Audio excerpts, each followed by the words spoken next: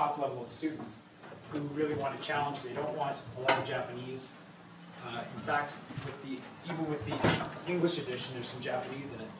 And I've had students who say, I don't even want that. But pretty rare, pretty rare. Actually, I got a bunch of copies here. We've got Japanese. Who would like a copy of the English edition? Or I could probably give both to some people. I got a few. English, okay. All right. You have the English for now. So there we go. Because I don't have English, okay.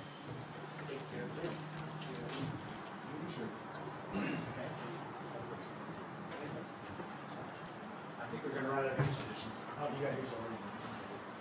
English? No, let me get the Japanese. Sorry. Okay, there's the Japanese one. Japanese one.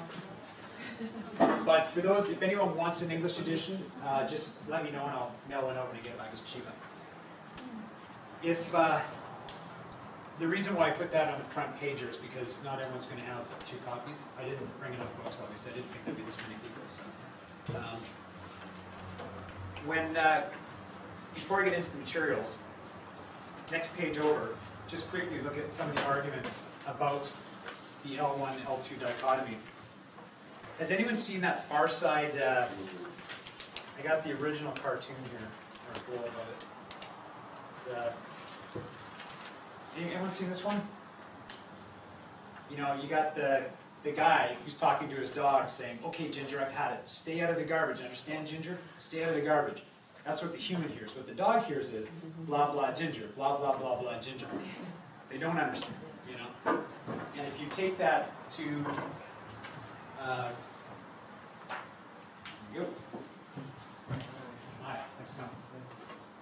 if you take that to what happens in the classroom, you get something along this line here, where you'll have teachers giving these fairly complex explanations in English. Now, when it comes to things like colors, when it comes to things like clothing, which is what a lot of English-only books tend to resort to, because they have to. It has to be things that teachers can show students. But when it comes to things like this is the present perfect continuous tense. Now it's actually not that difficult. It's actually a very well-defined tense to use. But how do you describe what it means? Because it doesn't exist in Japanese. So to explain it, teachers wind up using the tense within the explanation. And it just winds up being extremely confusing for students. They really don't get what's going on.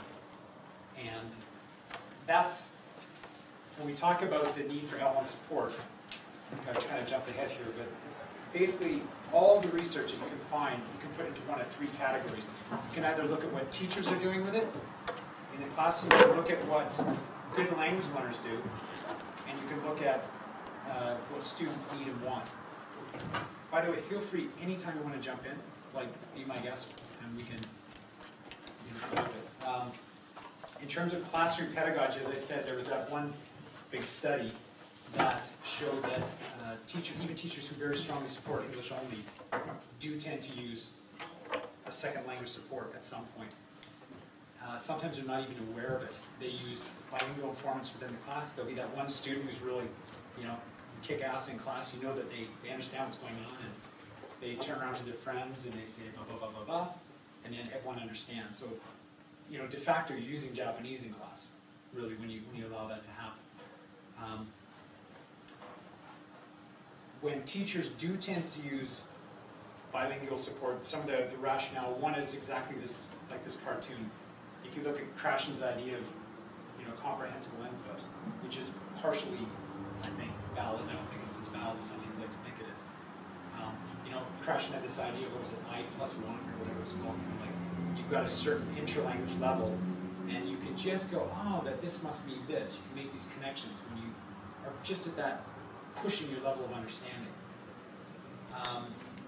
When you're dealing with students, sometimes using a little bit of Japanese can bring them on board again so they know what's going on. So that's one reason to use it. Another one is preventing pragmatic failure. You know, you've got that student in class who's freaking out because you've asked them, you know, when's your birthday? And they're like, they just don't know what to do. No matter what you do in English, you're losing them. And that's called pragmatic failure, and it's one of the most demotivating things that you can do to a student in front of their peers. By using a little bit of Japanese, they won't even register it as being Japanese, they'll just see it as being they've been able to do something. But again, you're scaffolding them.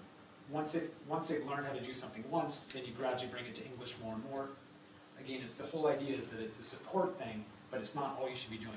It's pushing them from where they're at to gradually being able to do everything in English, or most things in English.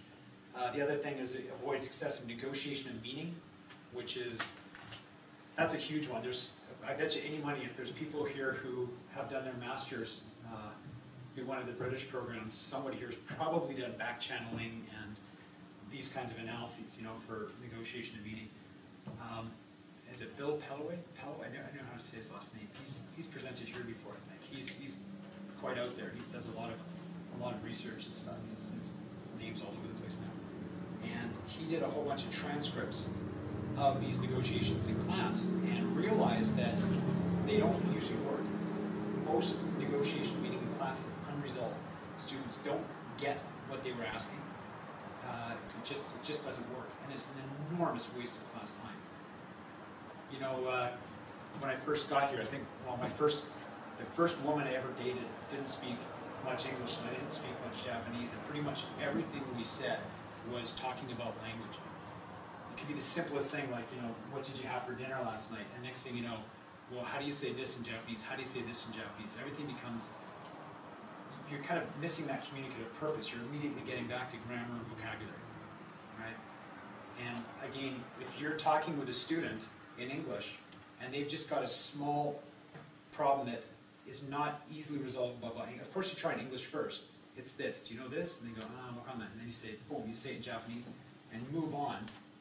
If it's a conversation, for example, you're practicing how to invite someone to do something. Call someone up on the phone and ask them to go out, setting time and place and stuff.